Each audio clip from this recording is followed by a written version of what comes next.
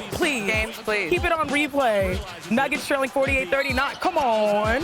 That was so funny. Like he waited for Wemby him. and Westbrook talking to each other after the basket. The height difference still gets me every time, but they're playfully patting each other. Oh, wow. You can't do that. You can't do that. Put respect on Russ. For trying to block Wemby. Spurs trailing 92-91. Wemby gets a pass, hits the three. And about a minute left in the ball game. Spurs now up by 1. Up and over. Look how high he shot that. Jokic, though, had 41 points, 18 rebounds, 9 assists. And this one's as close to a little rim protection there, Denver. Yeah, and then here we go. Nuggets inbound quickly with 1.7 left, but Wemby had 35, 18, 2 blocks as the Spurs get the win, 113-110. Then it was wheels up to San Antonio for the second night of a back-to-back after that game. Let's call it round 2 of this big man battle. Wemby and the Spurs now hosting the Nuggets. Aw, cute sign. Let's start, though, in the fourth. About 5 minutes remaining. Like, what? How are you supposed to defend this? What a play by Wemby. He would go on to make the free throw, giving the Spurs a 4-point lead. Nuggets down 2, though. Jokic kicks it to Westbrook, and he drills the 3. Now the lead goes back to the Nuggets. And then all tied up. Westbrook drives, finds Jokic. Automatic! Oh, no. Nope. Usually he is that there. So the game goes to overtime. Now later in overtime, Jokic gets it from Jamal Murray. There it goes. I want to see this over and over. Over and over again. The Nuggets push the lead to 5. About 45 seconds remaining. Nuggets up 6. Drives, dagger, layup. Jokic 46, 9, and 10. 6 40-point game this season, the most in the NBA as the Nuggets win 122-111. And let me teach you a little Wemby 101. Let's go to Class since he's now played in 101 career games. Class is now in session. Victor has a unique set of skills, and we know he can score.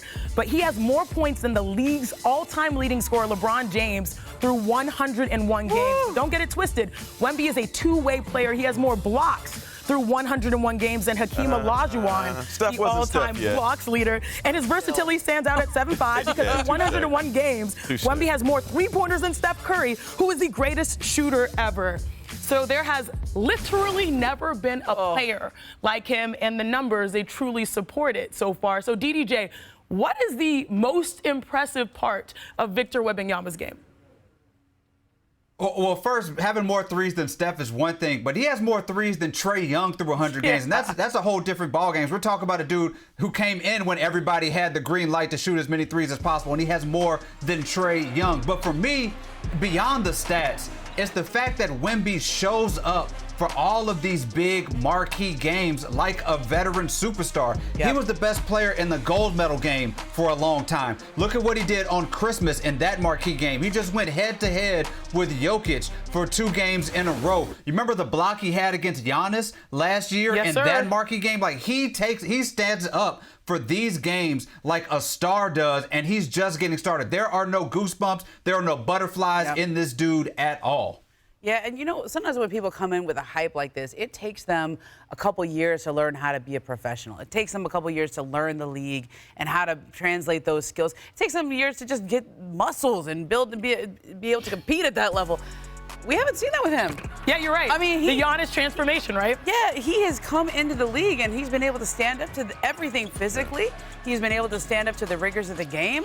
I think his skill set is translated right away, and he came in already knowing how to be a pro. I mean, you know, we talk about him going to sleep at 8 o'clock on off nights. And it works. Doesn't drink, now that he's 21, right? All of this stuff. But, like, people don't come into the league like that. Like, you need to learn that, and he came in with that skill set. Well, here's a fun fact about your Spurs.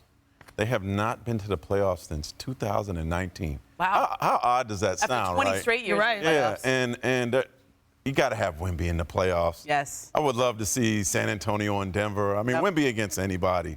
And because he's just so special and growing and getting better, and I'm glad they're playing better right now because it was like we were starting to forget him for early in the season, but now. What? After Christmas Day, he's back. No, you don't want to play him right better. now. Now the Timberwolves facing the Pistons. Here's Anthony Edwards on his play after Thursday's loss. It's not how I want to play, of course. I mean, I'm only 23. I don't want to just be passing the ball all night. Well, you might need to pass if you're the most doubled man in the NBA, but still, he came out on one. He hits a step-back three. Timberwolves down 2. Now to the second quarter.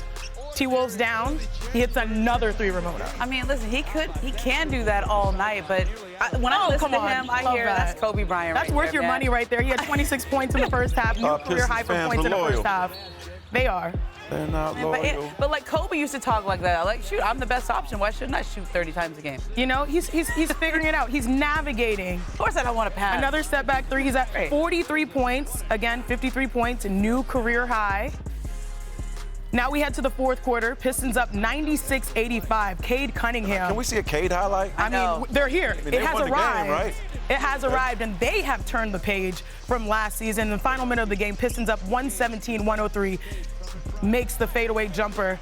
Cunningham finished with 40 points, a new season high, 9 assists, 6 rebounds as the Pistons win this one, 119-105. So Ant dropped 53 and became the first player in Wolves history to score over half of the team's points in a game. But he only dished 2 assists. At least Cunningham, meanwhile, Maybe somebody dropped a few. Okay, Cunningham, though, handed out 9 assists to go with his 40 points and ended up victorious. So let's focus on the Wolves here. They have now lost 3 straight, but before that, they'd won 3 straight, and before that, they lost 3 straight. Safe to say they're a little bit streaky. So, Mark, what is the biggest issue for the Minnesota Timberwolves right now? Consistency. They got to be the most frustrating team in the NBA right now, right? Like, they go through these lows, and then they're great. Like, recently, their defense was amazing, and Anthony was happy about it. Now their defense is poor again, and they need Rudy Gobert to pick it up. They're still adjusting to this trade, but how long do they got to adjust to this trade? A whole season.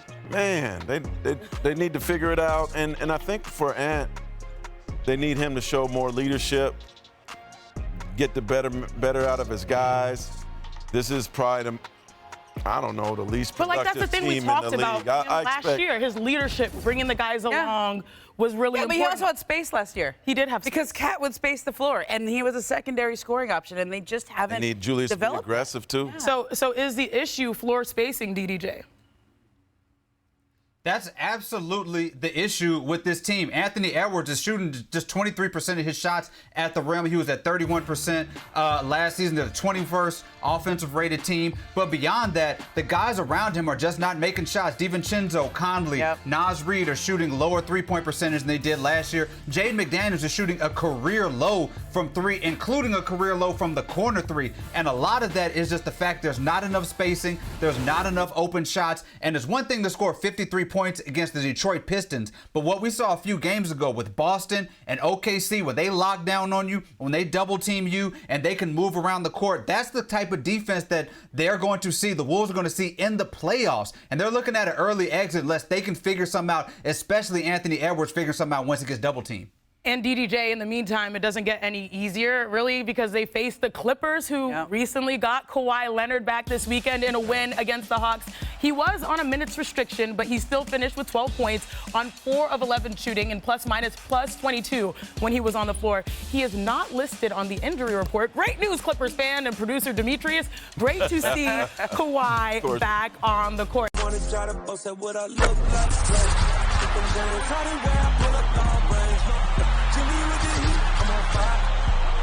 NBA,